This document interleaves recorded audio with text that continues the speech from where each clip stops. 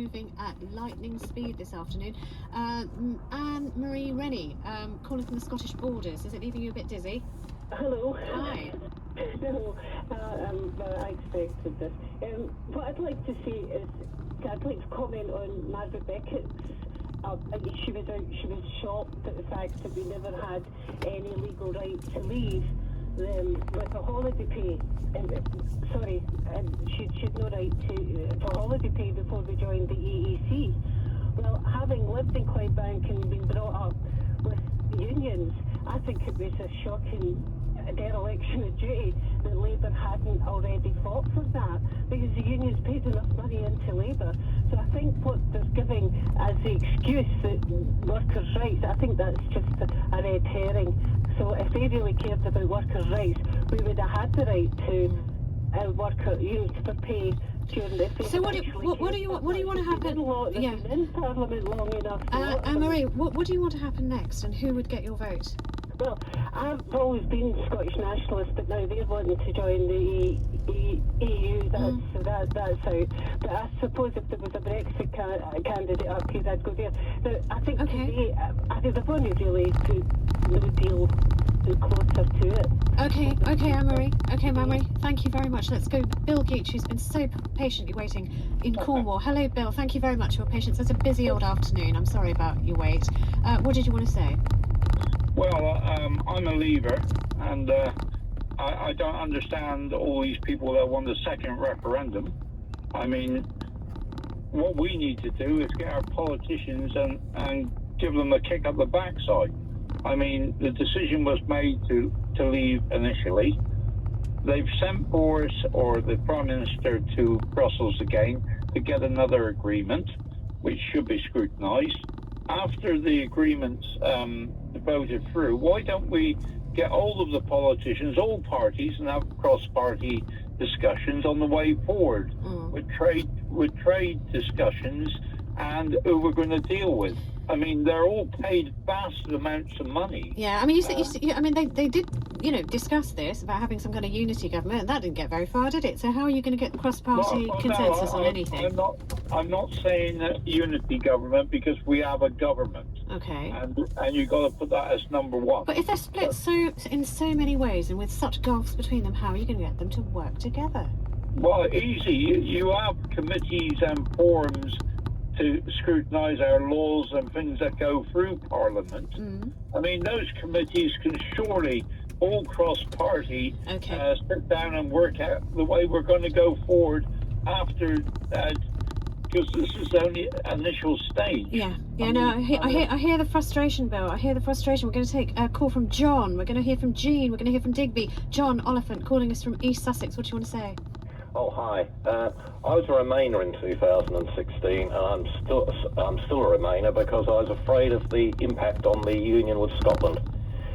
Scotland and Northern Ireland, as you know, voted overwhelmingly to remain, but they were overruled on what was basically an English vote.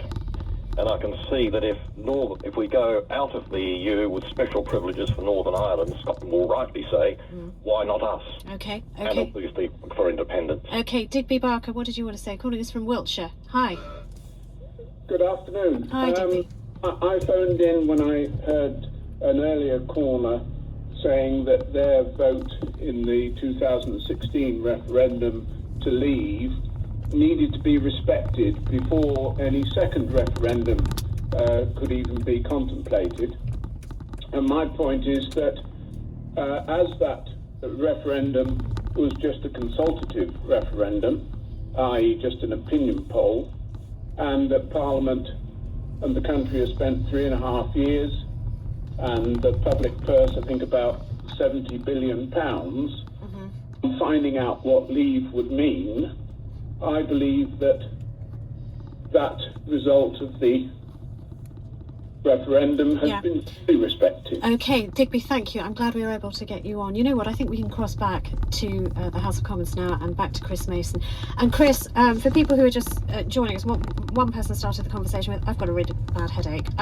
Could you tell us, where are we now? What has happened this afternoon?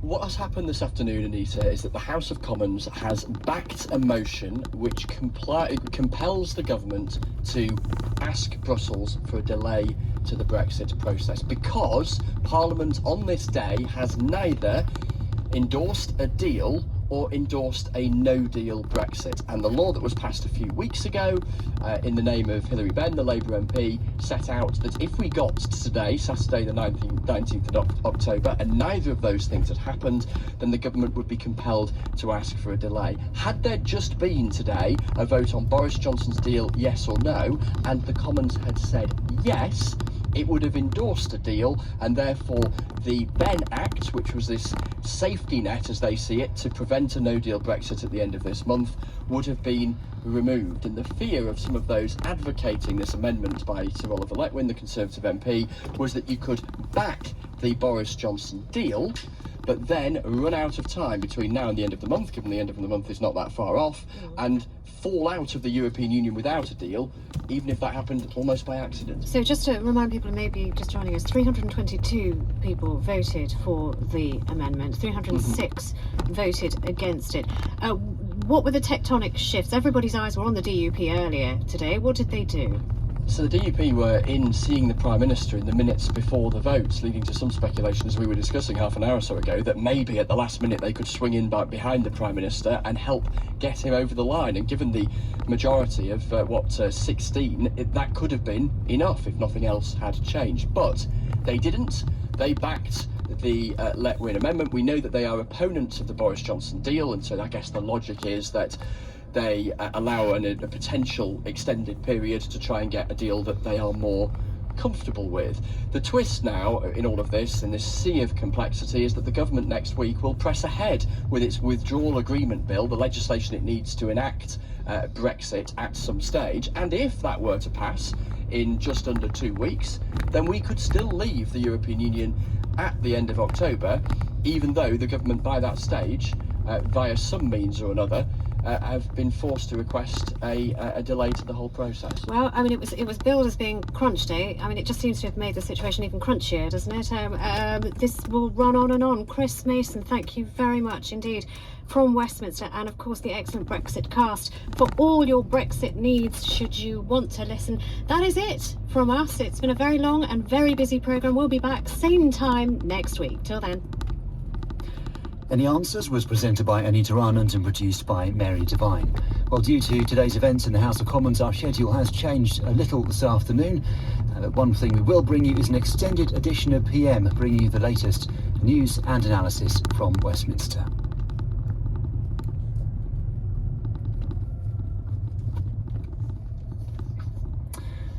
First, we turn to drama, and now more from the Republicans. Entertaining new dramas which imagine the triumphs and disasters that have driven the party's political swings based on the accounts of those who were there.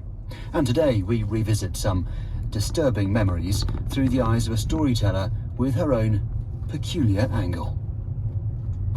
This is my last message. If you're seeing this, I'm gone, like all the others. Carson, don't be sad. The kids are safe with me. I mean, if they're not with you, they're with me, right?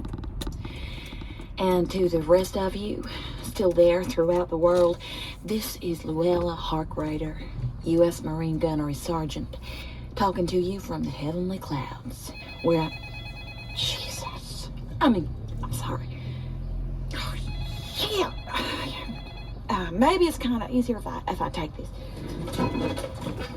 Hello? Oh, goddamn, Carson!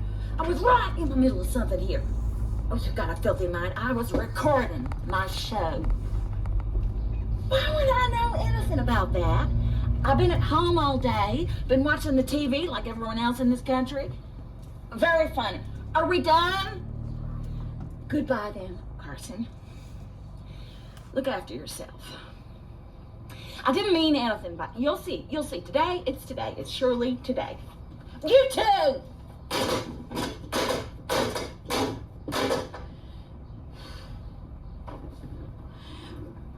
I can only apologize to y'all out there. Let that serve as a memorial to the vexatious world that used to be. I'm now, as you watch this, in a place with no vexations, no strife, no deadbeat husbands, no court martials, no tight-ass lieutenant colonels telling me to turn in my weapons just be... If you're watching this recording, you know that the 7 years of tribulation have begun. 7 years from now. It's 6 times 365 plus 364 is 2,555 days. Today. I'm gonna miss this world. The Republicans, George W. Bush, a hired father.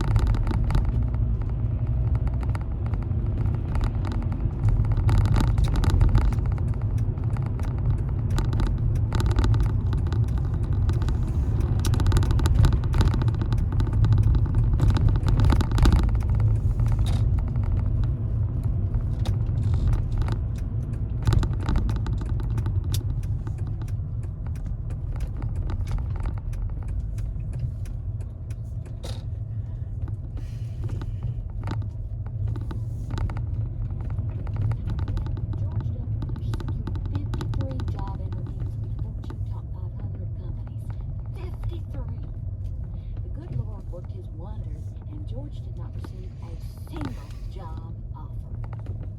See? Have faith and the Lord will work his miracles for you. He let young George go to Harvard just so everyone could see he was in greater hands, that his path was ordained. Because you see, now it was his turn for time in the wilderness. Hey, one more dip. Y'all good with that? Through the bus. It's worth one more. See if you can get down to 550. We paid good for this chunk of dirt. Dirt is all it is. Yeah.